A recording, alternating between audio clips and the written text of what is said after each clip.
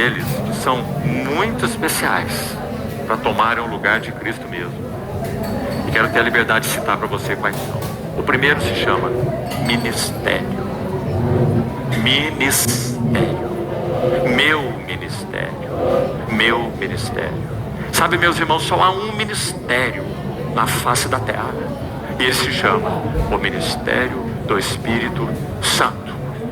Ou nós estamos dentro desse ministério, cooperando com o Espírito Santo, como vasos que podem, cada um na sua medida, de sermos usados por Ele, ou nós estamos fora do único ministério que há sobre a face da terra, o ministério do Espírito Santo. Não há outro. E nós temos o privilégio de cooperar com este ministério. Você lembra Paulo escrevendo aos Coríntios? Tendo, porém, este ministério. Isso é 2 Coríntios 4. Lembra o que ele falou no 3? Você lembra de 2 Coríntios 3? Que ministério é esse?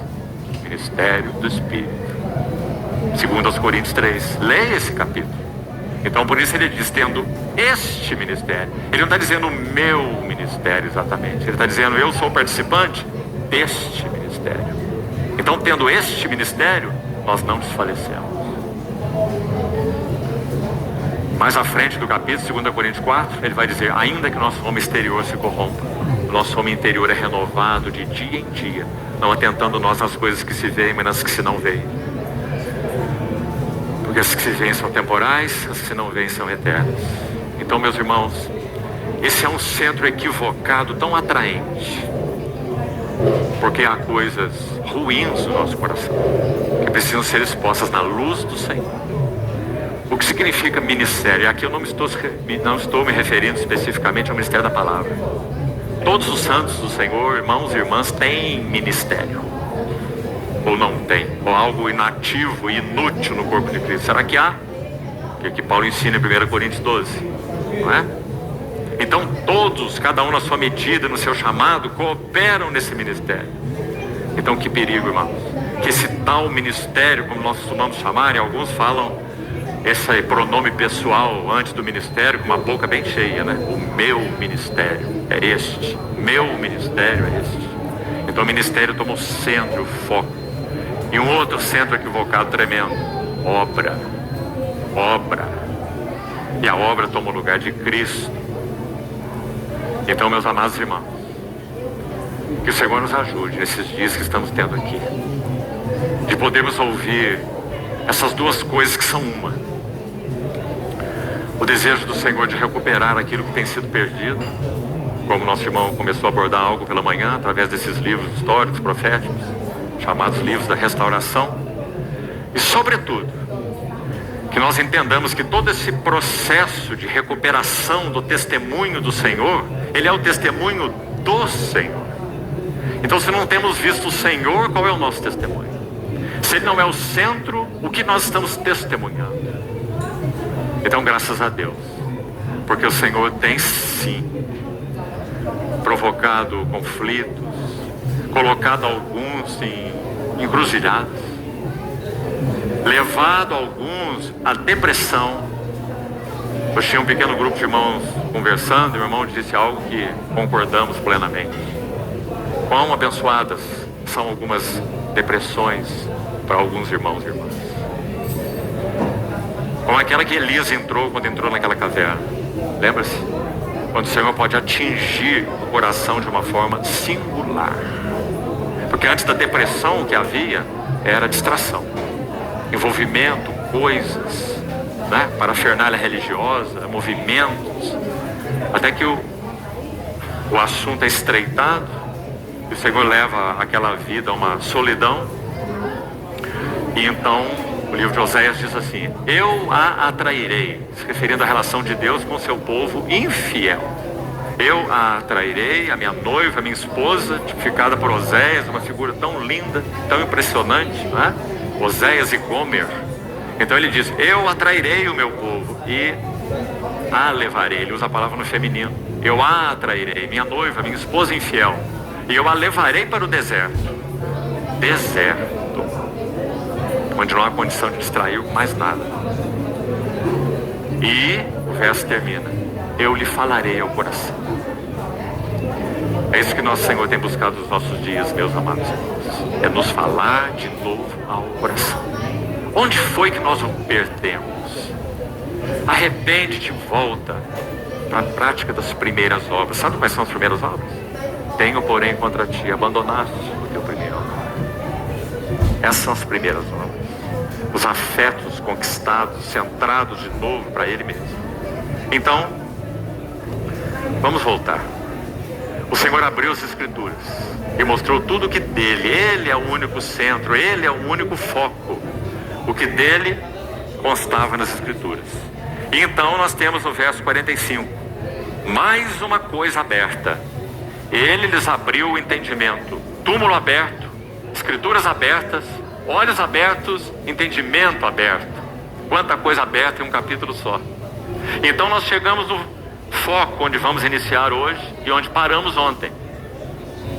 A ascensão final do capítulo 24. E nós podemos dizer que mais uma coisa está aberta aqui. E agora são os céus. O capítulo começa com o túmulo aberto. E o capítulo termina com os céus abertos. Você se lembra como o Evangelho de Marcos termina? Você sabe que o tema de Marcos é o servo dos servos, nosso Senhor. Você sabe muito bem. E Pedro está por trás daquele Evangelho, sem dúvida nenhuma. A terminologia específica, Pedro é quem está por trás. É o Evangelho de Marcos, a pena de Marcos e as informações de Pedro. Então, quando aquele Evangelho do servo conclui, Marcos conclui simplesmente assim: que então Jesus foi recebido no céu. Escute isso.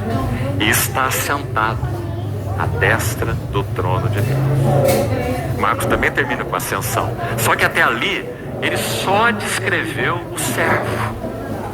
Você sabe que a palavra mais recorrente em Marcos é a palavra imediatamente. Logo, em seguida. Ela é traduzida assim, dessas maneiras todas, mas a palavra original é a mesma. Porque é o servo em ação. Porque ele veio para fazer a vontade de Deus e cumprir a obra de Deus. Então é o servo em ação.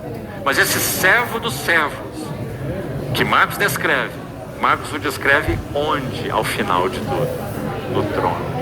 Aqui queria dizer algo para os irmãos, para entrarmos no assunto da ascensão. O trono, o poder, é capaz de mudar o caráter de qualquer homem. Homens são capazes de subir numa caixa de fósforo e fazer um discurso. Não é? Porque o poder muda o caráter dos homens. Ou melhor, os revela. Não é assim? Mas, meus irmãos, o trono não mudou o caráter do nosso Senhor Jesus. No trono ele continua sendo e para sempre será o servo dos servos. Agora deixe-me dizer algo que Lucas narra, já que nós estamos em Lucas. Preste atenção. Quando o Senhor foi transfigurado diante dos discípulos, em Lucas 9, que cena! Pedro, Tiago e João, transfiguração. Eles descem do monte. O Senhor trata aquele assunto do jovem endemoniado ali no pé do monte. Sabe o que acontece imediatamente depois, no mesmo dia, mesma narrativa? Eles estão discutindo quem era o maior. Meus irmãos, eles tinham acabado de ver o Cristo transfigurado. Eles estão discutindo entre eles qual é o maior. E nós ficamos imaginando que eles estavam falando um para o outro. Talvez eles estivessem dizendo assim: olha, eu acho que a disputa se reduziu de 12 para 3. Porque tem 9 que nem no monte subiram. Eles não viram a transfiguração, estão de fora. Agora eu, você e você precisamos chegar a uma conclusão. Quem é o maior? E nesse primeiro relato em Lucas 9, o Senhor coloca uma criança no meio deles. E diz que quem não recebe o reino como uma criança, nunca entrará nele. Mas irmãos, 6 meses depois, agora a narrativa é mais drástica. Por quê? Após a transfiguração, provavelmente no Monte Hermon, eles estão a 6 meses antes do outro monte, o Monte Calvário. Certo? 6 meses de intervalo. Transfiguração, Calvário. 6 meses. Então eles têm, a partir de Lucas 9, nós temos todos esses capítulos, a maior parte do livro, para descrever os 6 meses da vida do Senhor. Onde o Senhor ensinou tanto, falou tanto, revelou-se tão mais a eles, nesses 6 últimos meses, tanto que Lucas gasta, e os outros evangelistas também, muito tempo com esses meses finais. Não é assim? Agora escute. Quando nós chegamos na instituição da ceia, que aliás só Lucas registra como uma instituição, porque é só Lucas que diz: fazei isto em memória de mim. Então o Senhor instituiu aquela celebração durante a Páscoa, não é a Páscoa. Ele institui após comer a Páscoa, ou enquanto comiam a Páscoa. Eles separam o pão, separam o cálice,